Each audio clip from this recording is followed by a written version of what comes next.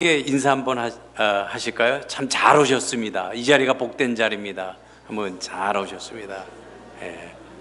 여러분께서 매주일 하나님 앞에 예배드리는 이 자리가 복된 자리인 줄 믿습니다. 하나님께서 우리에게 주시는 또 은혜와 기쁨이 여러분의 삶 가운데 함께 하시기를 주님의 이름으로 축원드립니다. 우리 잠깐 기도하겠습니다. 좋으신 하나님 감사합니다. 오늘 아름다운 주의 날을 통해서 우리에게 주신 또 귀한 시간과 우리의 믿음을 하나님 앞에 기쁨과 감사로 감당해 나갈 수 있는 우리의 복된 삶이 될 수 있도록 축복하여 주시옵소서. 새로운 한 해에도 하나님께서 주시는 은혜와 기쁨으로 주의 영광을 돌릴 수 있는 우리의 아름다운 삶 될 수 있도록 축복하여 주시옵소서. 오늘 또 주의 말씀을 우리가 함께 나눕니다. 하나님께서 주시는 이 말씀이 우리에게는 무한한 기쁨과 감사와 은혜의 시간 될 수 있도록 축복하여 주시옵소서. 감사드리며 우리 주 예수 그리스도 이름 받들어 기도드렸사옵나이다. 아멘. 오늘 함께 말씀을 나누는 이 말씀은 두 절 말씀입니다. 그런데 이 두 절의 말씀이 사도 바울의 그의 마지막 어떻게 보면 고백과 자기의 일생의 삶을 반추해보는 그러한 말씀이기도 합니다. 우리의 속담에 그런 말이 있죠. 여우는 죽을 때가 됐을 때 자기가 태어난 쪽으로 머리를 두고 죽는다고 합니다. 그런데 연어는 죽을 때가 가까우면 태어난 곳으로 계속 헤엄쳐 올라가서 자기가 난 곳에서 죽는다고 합니다. 사실 우리가 세상에 살면서 사람이 죽을 때 가장 엄숙해지고 그리고 가장 자기의 삶을 뒤돌아보면서 마지막 유언을 하게 됩니다. 근데 죽을 때 유언하는 사람들이 절대로 거짓말을 하지 않아요. 그렇죠? 죽는 사람이 무슨 거짓말을 하겠습니까? 나의 마지막 말을 통해서 정말 후손들에게 아니면 자기 자신이 하나님 앞에 마지막 남기는 유언을 하게 됩니다. 그래서 어느 목사님이 이런 말씀을 하신 적이 있습니다. 한 해를 보내면서 마지막 날에는, 그러니까 12월 31일 마지막 날에는 유언장을 한번 써보라고 합니다. 내가 죽으면 어떻게 될까? 그리고 자기의 삶을 뒤돌아보면서 한 해 한 해를 보내면서 자기의 삶을 유언장을 쓰면서 지내보면은 자기가 정말 나이가 들었을 때, 진짜 죽을 때가 되었을 때 자기의 삶을 뒤돌아볼 수 있는 그러한 귀한 유언과 그리고 말씀이 된다고 합니다. 사실 유언에 있어서는 자기의 삶을 뒤돌아보면서도 그 진지함과 그리고 진실함을 매년마다 느낄 수 있다는 것이죠. 내가 이 순간 마지막 유언장을 쓰면서 자기의 삶을 진실되게 살아갈 수 있다는 것이죠. 사실 이렇게 써서 모은 유언장을 진짜 자기가 임종에 이르렀을 때 자기의 삶을 뒤돌아볼 수 있는 그러한 계기가 될 수 있다고 합니다.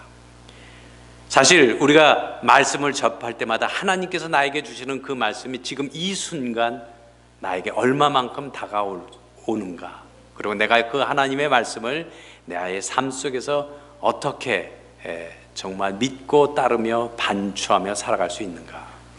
여기 사실 그런 말이 있어요. 20대가 지나가면요 세월이 화살과 같이 빨리 지나간다고 합니다. 어떻게 보면 그 속도가 30대에 가면 스피드에 있으면 30마일로, 40대면 40, 50, 60, 70, 얼마나 그 시간이 빨리 가는지 모릅니다. 여러분 엊그저께 송구 영신 예배 드리고 크리스마스 지난 것 같죠? 벌써 1월달 거의 다 갔습니다. 이만큼 시간이 빨리 간다는 거예요.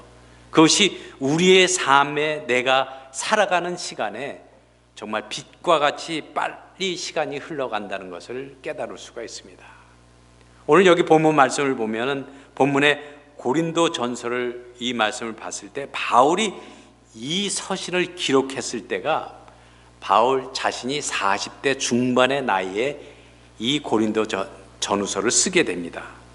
그는 이 말씀을 쓰면서 자기 자신이 10년 전에 예수 그리스도를 다메섹 선상에서 만났을 때 그 세월을 다시 한번 뒤돌아보면서 반추해보면서 내가 10년 전에 예수 그리스도를 만났을 때 나의 삶이 어떻게 변했나라는 것을 반추해보는 그러한 말씀이라는 것입니다.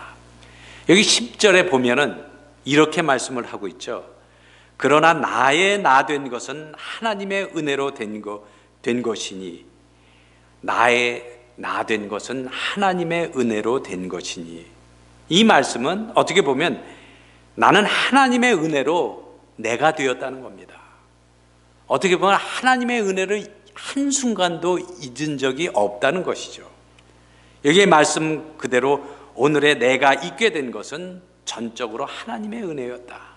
그리고 하나님의 은혜가 아니었다면 지금의 내가 존재하지 못했다는 그러한 의미를 나타내고 있습니다. 여러분 한번 생각해 보세요. 여러분이 이 자리에 이 순간 앉아있는 그 자체가 하나님의 은혜요, 하나님의 정말 은총임을 깨달으시기 바랍니다. 여러분 보세요. 내가 존재하지 못했다는 의미, 사도 바울은 특별히 여기에서 무엇을 강조합니까? 은혜를 강조하고 있습니다. 은혜라는 것은요, 낮은 신분의 사람이 높은 신분의 사람에게 주는 것이 아닙니다. 은혜라는 것은 높은 신분에 있는 분이 낮은 신분에게 있는 사람에게 주는 것이 은혜라는 것이죠. 절대적인 주권자, 즉 하나님께서 우리에게 주신 이 은혜는 조건 없이 그리고 일방적으로 우리에게 주시는 선물이라는 겁니다. 마치 예수 그리스도께서 우리를 위하여 십자가에 못 박혀 돌아가셨을 때 우리의 모든 죄와 우리의 영생의 삶을 그리고 영원한 삶을 주셨듯이 그 지극히 높으신 하나님께서 하잘것없는 우리에게 주신 놀라운 하나님의 은혜였다는 것이죠. 이것으로 인해서 저와 여러분이 하나님의 자녀가 되고 그리고 구원받을 수 있는 기적을 이룰 수 있었다는 겁니다. 여러분 우리의 주위에 보면은 예수를 믿고 싶어도 믿지 못하는 사람들이 애쓰다가 믿고 싶어도 결국 믿지 못하고 세상을 떠나는 사람들이 얼마나 많은지 모릅니다. 그렇죠? 하나님의 복음의 말씀을 한 번도 듣지 못하고 죽은 사람들도 있다는 것이에요. 하나님께서 아무 조건 없이 우리에게 영원한 축복과 영원한 삶을 주신 것, 그리고 천국에 들어갈 수 있는 이 특권을 주신 것이 무엇입니까? 바로 하나님의 무엇이에요? 은혜라는 것입니다. 하나님의 은혜. 그래서 로마서 5장 17절 말씀에는 이런 말씀으로 증언하고 있습니다. 은혜와 의의 선물을 넘치게 받은 자들이요. 은혜와 선물을 넘치게 받은 자들이요. 근데 이 넘친 축복과 선물을 받은 것은 누구 때문입니까, 여러분? 바로 예수 그리스도, 하나님의 아들 예수 그리스도 때문에 우리가 그 놀라운 축복을 받았다는 것입니다. 여기 본문 말씀에 보면은 바울이 말하는 하나님의 은혜는 그의 받은 은혜와 더불어서 구원받은 자신의 삶을 통하여 체험한 은혜도 있다는 겁니다. 여러분 하나님께서 주시는 은혜도 있지만 매 순간순간 매일매일 여러분의 삶 속에서 체험되는 그 은혜, 체험된 은혜도 포함되어 있다는 것이죠. 여러분 우리가 구원받은 우리의 삶을 통해서 체험하는 그 은혜의 삶을 살아가시는 여러분의 삶이 되시길 주님의 이름으로 축원드립니다. 그래서 여기 사도 바울은 여기에 9절과 10절을 연결하여 뭐라고 합니까? 연결하는 그 단어로 그러나 은혜라는 말씀을 하고 있습니다. 그러나 은혜. 여기 말씀 그대로 분명히 자신은 하나님의 은혜로 하나님께서 체험해 주신 그 체험의 은혜로 그 자신이 구원을 받고 하나님 예수 그리스도를 체험하게 됩니다. 그는 자기가 지극히 작은 자라는 것을 정확하게 인식하고 있었습니다. 여러분의 삶 속에서 내가 어떠한 사람이고 어떠한 삶을 살아가고 있는가를 체험하고 계십니까? 그리고 깨닫고 계십니까? 9절 말씀 그대로 자기는 사도들 중에 가장 작은 자라고 이야기합니다. 어떻게 보면 그가 많은 여러 사도들 중에서 가장 보잘것없는 가장 작은 자라고 얘기합니다. 근데 여러분 보세요. 12제자를 봤을 때 12제자들은 예수 그리스도를 함께 체험하며 예수님을 쫓아다녔던 사람입니다. 물론 거기에는 뭐 어부도 있었고 무식한 사람도 있었고 여러 종류의 사람들이 있었어요.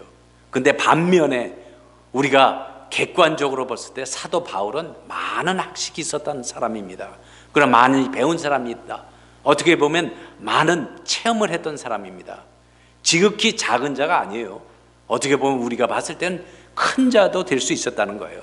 그런데 그가 고백하기를 나는 지극히 작은 자라, 정말 하나님 앞에 보잘것없는 사도라고 이야기합니다.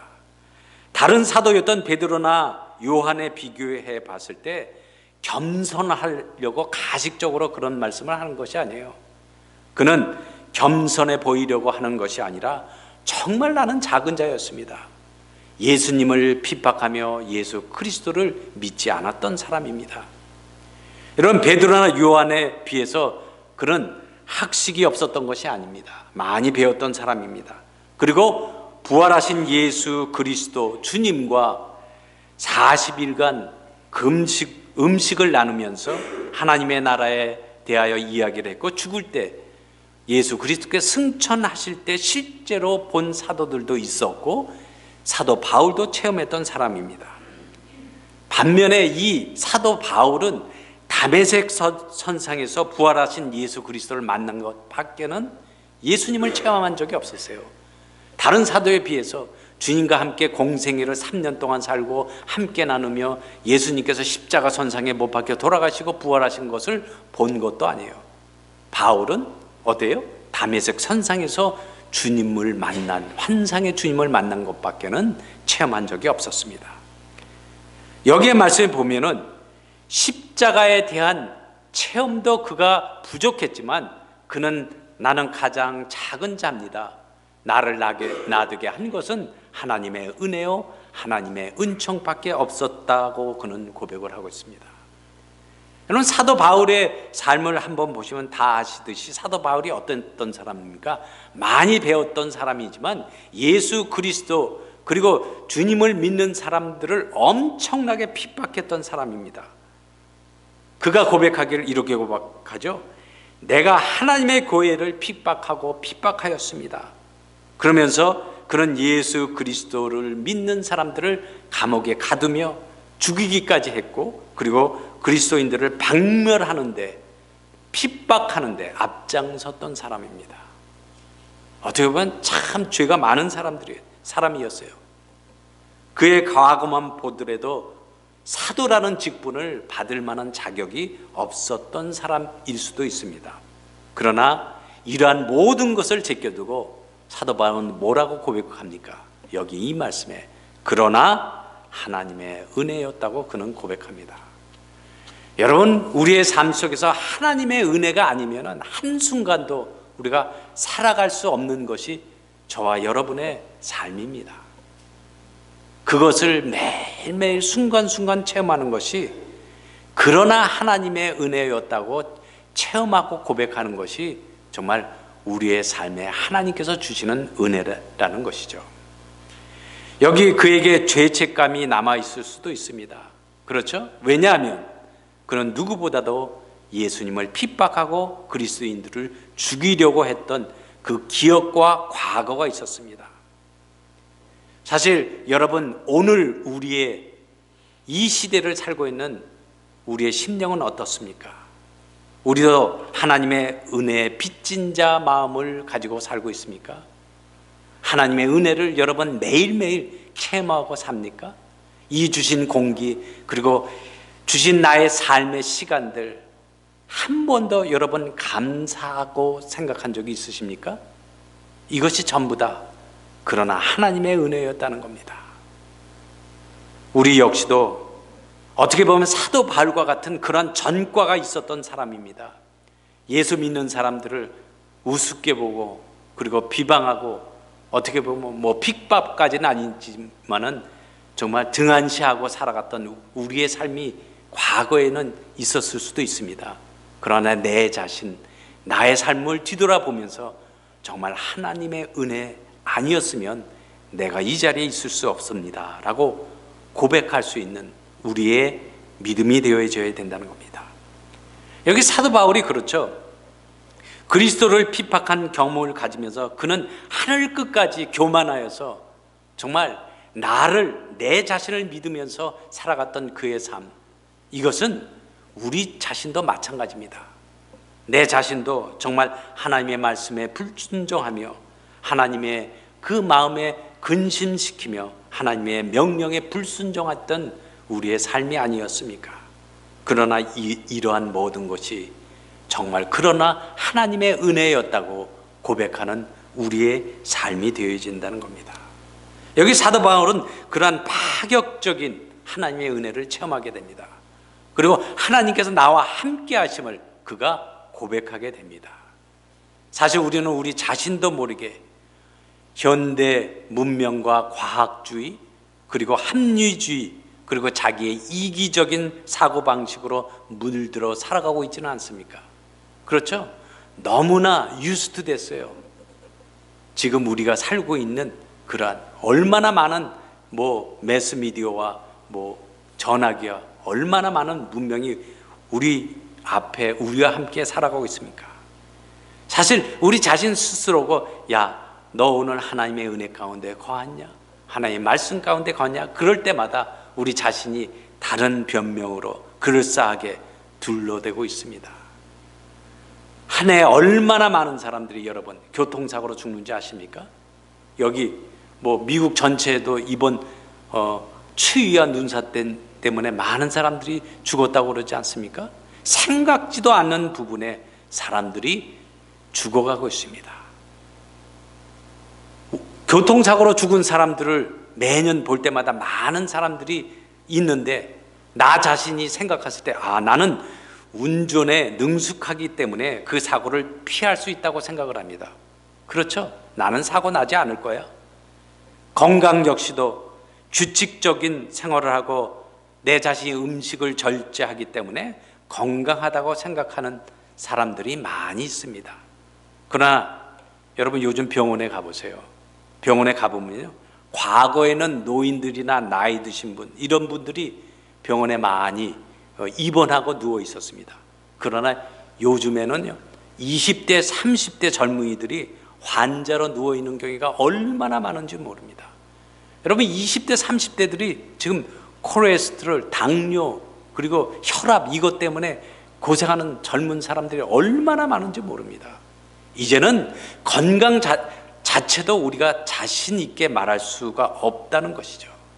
사람들은 생각하기에 자기의 자만과 착각 속에서 살아가고 있습니다. 이것이 바로 우리가 가지고 있는 위험한 합리주의적인 사고방식입니다. 나는 괜찮겠지, 딴 사람 이야기야 라고 생각하고 있다는 겁니다. 그러나 우리가 이 시간 분명히 깨달아야 할 것은, 그러나 우리는 이미 하나님의 은혜 안에 들어와 있기 때문에 하나님의 은혜를 체험할 수 있고 우리가 하나님과 함께 믿음의 동행을 할 수 있다는 사실입니다. 여러분, 감사해야 할 것은 항상 기도할 때마다 나는 하나님의 은혜 안에 들어와 있다는 것을 감사하시기 바랍니다. 어느 젊은이가 그러한 이야기를 한 적이 있다고 합니다. 이 브라질에 가면은요, 세계에서 가장 큰 강이 있다고 하죠. 그 강이 아마존 강이라고 합니다. 그 아마존 강, 이 아마존 강이 얼마나 큰지 최대의 강 하구를 보면 보이지 않을 정도라고 합니다. 그 길이가 7만 평방킬로미터가 되기 때문에 양쪽 끝 언덕에서 언덕이 보이지 않는데요. 그 강 하구가 얼마나 큰지 처음 간 사람들은 그 강 그 하구에 들어서 있는지 깨닫지도 못한다고 합니다. 그런데 그때 대서양에서 폭풍 때문에 오랫동안 표류되었다가 겨우 길을 찾아서 이제 배 한 척이 들어오면서 그 폭풍 때문에 식수를 구하지 못해서 겨우 하구에 도착할 때쯤이었습니다. 해도상으로 보면, 이 사람들이 해도상으로 보면 분명히 아마존 강의 하구에 들어와 있는데 아직도 바다 때문에 바다인 줄 착각하고 이 아마존 강에 이르지 못했다고 생각했습니다. 그 풍랑을 맞았던 사람들이 소리쳐서 다른 쪽에서 오는 배에게 이렇게 소리쳤다고 합니다. 식수를 구하고 있는데 아마존 강은 어느 쪽으로 가야 합니까? 라고 소리쳐서 물었습니다. 그러자 저쪽에 있던 오고 있는 배에 있는 사람이 이렇게 대답을 합니다. 당신은 이미 맑은 물 한가운데 아마존 한복판 가운데 있습니다 라고 대답했다는 거예요. 그냥 물통에서 물을 내려서 길어 마시기만 하면 됩니다. 여러분, 사실 우리는 하나님의 은혜 한복판에 있다는 사실입니다. 근데 그것을 깨닫지 못하고 하나님의 은혜 가운데 있음을 못하고 매일 뭡니까? 불평과 불만과 나 자신의 착각 속에 살고 있다는 것이죠. 여러분, 하나님의 은혜와 구원의 그 약속은 예수 그리스도께서 십자가 선상에서 이미 성취해 주셨어요. 그런데 그것을 깨닫지 못하고 우리는 날마다 우리 자신의 착각과 불평 속에 살아가고 있다는 겁니다. 여기 두 번째 말씀에 바울은 전적으로 하나님의 은혜가 있었기 때문에 주님의 일을 할 수 있었다고 이야기합니다. 하나님의 은혜가 있었기 때문에. 여러분, 이제 재직으로서, 성가대원으로서, 반사로서 그 일을, 그 사역을 감당할 수 있는 것은 전적으로 하나님의 은혜인 줄 믿으시기 바랍니다. 내 자신 스스로가 할 수 없다는 겁니다. 여기 10절 말씀을 다시 보시면, 그러나 나의 나된 것은 하나님의 은혜로 된 것이니 내게 주신 그의 은혜가 헛되지 아니하며 내가 모든 사도들보다 더 많이 수고했으나 내가 아니요 오직 나와 함께 하신 하나님의 은혜로다. 나와 함께 하신 하나님의 은혜로다. 여러분의 맡은 그 사역과 맡은 그 믿음의 생활이 하나님이 함께 하셨기 때문에 하나님의 은혜로 할 수 있다는 사실입니다. 그것이 바로 바울은 예수님을 알고 난 이후부터는 전적으로 진심으로 주님의 일을 한 사람입니다. 마치 포도원의 비유와 같이, 농부의 비유와 같이 늦은 시간에 왔지만 그는 열심으로 물불을 가리지 않고 하나님의 은혜로서 그 일을 감당했던 것입니다. 베드로나 요한보다 어떻게 보면 늦게 들어온 그러한 그 품삯꾼이었죠. 그러나 그는 열심으로 전력을 다해서 주의 일을 감당할 수 있었습니다. 어떻게? 하나님의 은혜를 기억하면서. 어떻게 여기에 높은 학식이나 지위, 능력으로 이룬 것이 아니라 그러나 하나님의 은혜 때문이었다고 그는 고백합니다. 그래서 고린도 후서 12장 10절 말씀에 이런 말씀을 그가 합니다. 내가 그리스도를 위하여 약한 것들과 능력과 궁핍과 핍박과 곤란을 기뻐하노니. 이건 무슨 말이에요? 내가 어떠한 고난과 핍박과 어려움이 있을지라도 그것을 기뻐함으로 감당했다는 겁니다. 여러분, 우리가 하나님의 일을 할 때, 또한 봉사하고 사역할 때 많은 어려움이 있을 수도 있습니다. 그리고 비방도 받을 수 있습니다. 그 어려운 가운데 힘든 부분이 있을 수도 있다는 겁니다. 그러나 그것을 감당할 수 있는 것은 하나님의 은혜로 그것을 기쁨으로 이뤄낼 수 있다는 것이에요.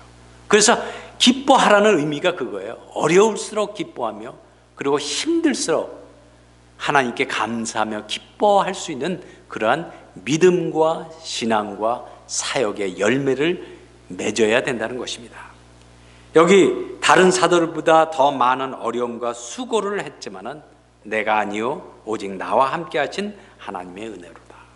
그렇기 때문에 여러분, 우리가 믿음 생활, 우리가 어떠한 봉사 생활, 사역을 할 때라도 우리가 우리와 나와 함께 하신 하나님의 그 은혜를 기억하시기 바랍니다. 힘들 때마다 하나님께서 나와 함께 하심이라.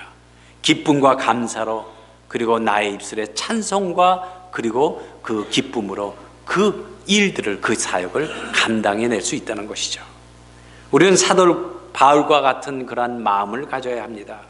우리가 건강하고 힘이 있을 때, 주님의 일을 할 수 있을 때 이 순간이 얼마나 기쁜지 모릅니다. 그렇기 때문에 내가 건강하고 내가 힘 있고 내가 주의 일을 할 수 있을 때 그 일을 감당하시기 바랍니다.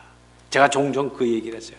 우리가 젊었을 때도 하나님의 말씀을 읽을 수 있을 때, 그리고 내가 독보기 쓰지 않을 때 여러분 성경 보시기 바랍니다. 나이 드시면요, 성경 독보기 보고 성경 말씀을 읽으려고 해도 얼마나 힘든지 몰라요. 여기 나이 드신 분들, 우리 연로하신 분들 아마 체험하실 수 있을 거예요. 성경 보기 쉽지 않아요. 그 말씀도 우리가 젊었을 때, 힘이 있을 때 주의 일을 감당하며 하나님의 말씀을 주야로 묵상할 수 있는 그러한 믿음과 은혜를 가져야 된다는 겁니다. 가끔 가다가 청년들이 자신의 처지를 한탄하는 사람들을 종종 보게 됩니다. 야, 나는 왜 이렇게 불행한 환경에서 태어났을까? 왜 나는 이렇게 가난한 집에 태어나서 고생을 할까? 나는 이렇게 왜 어려운 환경에 태어나서 이렇게 고생을 할까? 그러한 불평을 하는 사람들이 많이 있습니다. 왜 내가 하는 일마다 되는 것이 없나? 왜 나에게 이러한 어려움이 항상 닥쳐올까? 이러한 한탄과 불만을 가지고 있는 사람들을 우리가 종종 보게 됩니다. 이러한 질문을 할 때마다 여러분 성경에는 이러한 말씀을 우리에게 해주신 것이 있어요. 때로는 또 대답할 때 참 궁색해요. 왜 그러한 어려운 환경에 있는 사람들에게 그러한 불행이 있을까? 아주 명쾌한 답을 해주지 못하는 경우가 종종 있습니다. 믿지 않는 사람들에게는 이런 것을 뭐로 돌립니까? 팔자로 돌려버려요. 그러나 우리는 이 성경 말씀에 토기장이의 비유를 볼 수가 있습니다. 그 토기장이의 비유를 통해서 그 해결점을 볼 수가 있다는 것이죠. 우리에게 주어진 삶과 시간과 조건 가운데 우리가 얼마만큼 충실하게 성실하게 섬기고 주를 위하여 그리고 우리의 믿음의 생활을 감당해 나갈 수 있었던가. 부하면 부할수록, 가난하면 가난할수록, 기쁘면 기쁠 때, 슬프면 슬픈 곳에서 우리가 하나님의 은혜로 살아갈 수 있는 것이 우리의 믿음의 생활에 우리가 믿는 자로서의 삶이라는 것이죠. 우리의 어떠한 고난 속에서도 하나님 앞에 기뻐하며 하나님의 은혜로 살아갈 수 있는 그러한 삶이 되어져야 할 것입니다. 1871년 영국의 탐험가였던 스탠리가 아프리카에 찾아가서 30년간 아프리카 사람들을 위하여 헌신했던 의료 선교사 리빙스턴에게 이런 이야기를 했다고 합니다. 이제는 그만 헌신의 삶을 끝내고 고국으로 돌아가십시다. 그리고 나머지 여생을 편안히 사십시다 라고 이야기를 했습니다. 그러나 리빙스턴은 조용히 거절을 하며 이렇게 대답을 했습니다. 아프리카 선교는 헌신이 아닙니다. 하나님께서 주신 은혜에 대한 저의 보잘것없는 보답입니다. 차라리 이것은 나의 특권이며 영광스러운 내일을 기대하는 희망입니다. 현재의 고난은 장차 나타날 영광과 비교할 때 아무것도 아닙니다 라고 대답을 했다고 합니다. 그리고 1년 후에 리빙스톤은 무릎을 꿇는 모습으로 세상을 떠나게 됩니다. 여러분, 사실 우리는 우리의 삶과 우리의 생애가 전적으로 하나님의 은혜에 살고 있습니다. 우리의 삶이 하나님의 은혜로 기쁨과 감사가 되어져야 된다는 것이죠. 어떤 모양이든지 주를 위하여 산다는 것은 값지고 보배로운 것입니다. 그것이 은혜입니다. 우리의 맡은 바 직분과 지체대로 주님의 몸된 교회를 섬기며 그리고 주님의 은혜 가운데 살아가시기 바랍니다. 이름 없이 빚도 없이 숨어서 섬기는 봉사가 되어져야 된다는 것이죠. 나와 함께 하신 하나님의 은혜 때문에 하나님께서 함께 하셨습니다라는 고백이 나와야 된다는 것이죠. 여기 사도 바울의 고백처럼 나와 함께 계신 하나님의 은혜 때문에 이만한 일을 할 수 있었습니다라고 고백되어야 된다는 것이죠. 여러분, 얼마 전에 좀 됐죠. 세상을 떠나신 빌리 그레엄 목사님 아시죠? 빌리 그레엄 목사님이 75세 생일을 맞이하셨을 때 그 기사가 타임즈 기사에 실린 적이 있었습니다. 그분이 파킨슨 병에 걸려서 몸이 나날이 여의져가고 입속에 침이 말라가면서 그 어려운 건강 상태였습니다. 그럼에도 불구하고 일본 집회 계획을 하고 있었다고 합니다. 이런 상황에서 빌리 그레엄 목사님이 이런 얘기를 하셨대요. 하나님이 왜 나같이 보잘것없는 사람으로 수많은 사람들에게 복음을 전하게 하셨는지 지금도 알 수 없습니다. 나같이 보잘것없는, 나같이 아무것도 아닌 사람을 하나님께서 들어 쓰시는지 모르겠습니다 라고 이야기했다고 합니다. 여러분, 기독교 역사상, 어떻게 보면 미국 교회 역사상 빌리 그레엄 목사님처럼 탁월한 영적인 지도자, 전도자가 없었습니다. 그런 그가 하나님이 왜 자기 같은 사람을 불렀을까라고 질문을 했다고 합니다. 그는 사생활조차도 흠잡을 데가 없었던 사람입니다. 한 번은 한 기자가 빌리 그레엄 목사님 사생활을 캐기 위해서 일거수일투족을 쫓아다니기 시작했습니다. 24시간 계속 쫓아다녔다는 것이죠.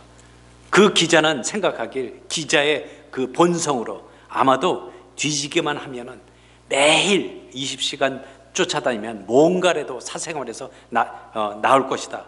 금전관계, 대인관계, 그 사람 만난 것 다 캐면서 돌아다니기 시작했습니다. 그런데 수년 동안 쫓아다녀도 그는 빌리 그레엄 목사님부터 아무런 그 잘못된 점을 발견하지 못합니다. 어떠한 비리도 발견하지 못했습니다.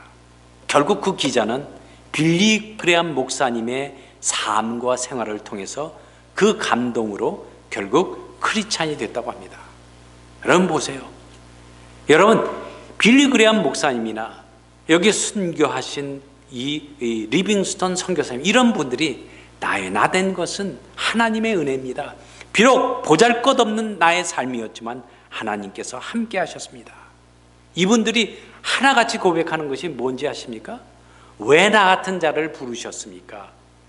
이러한 질문을 일평생 동안 스스로에게 했다는 겁니다. 여러분, 그렇습니다. 왜 나와 같은 사람을 부르셨습니까? 여기 하나님의 은혜를 깨달은 사람들에게는 놀라운 능력이 있습니다. 마지막으로 10절 말씀을 보시면 이런 말씀이 있습니다. 그러나 나의 나 된 것은 하나님의 은혜로 된 것이니, 여기 말씀 그대로 나의 나 된 것은 하나님의 은혜로 된 것이니 내게 주신 그의 은혜가 헛되지 아니하며, 헛되지 아니하였다는 거예요. 헛되지. 스스로가 고백하며 스스로가 얘기했지만은, 그러나 헛되지 아니한 것은 하나님께서 나와 함께 하심이라. 여러분, 저와 여러분, 이제 하나님의 은혜를 붙들고 사시기 바랍니다. 내 자신 스스로가 나 된 것은 하나님의 은혜로라. 왜 나 같은 사람에게 이 부르심을 주셨습니까? 왜 나 같은 사람에게 이 믿음, 그리고 하나님께서 함께 하신 은혜를 주셨습니까? 이 질문을 평생 하시면서, 순간순간 하시면서 하나님의 은혜를 깨달으시기 바랍니다. 이것이 하나님의 나라를 바라보며 하나님의 은혜가 헛되지 아니하는 여러분의 능력 가운데 사시는 삶이 되시기를 주님의 이름으로 축원드립니다. 기도하겠습니다. 아버지 하나님, 감사합니다. 이제 하나님께서 우리에게 주신 그 말씀과 은혜로 살아갈 수 있도록 축복하여 주시옵소서. 내가 이 자리에 있기까지 내가 나 된 것은 하나님의 은혜였습니다. 이 고백을 우리의 삶 속에서 평생 주의 은혜와 은총을 체험하며 살아갈 수 있는 주님의 귀한 자녀들 될 수 있도록 축복하여 주시옵소서. 감사드리며 우리 주 예수 그리스도 이름 받들어 기도드려서옵나이다. 아멘.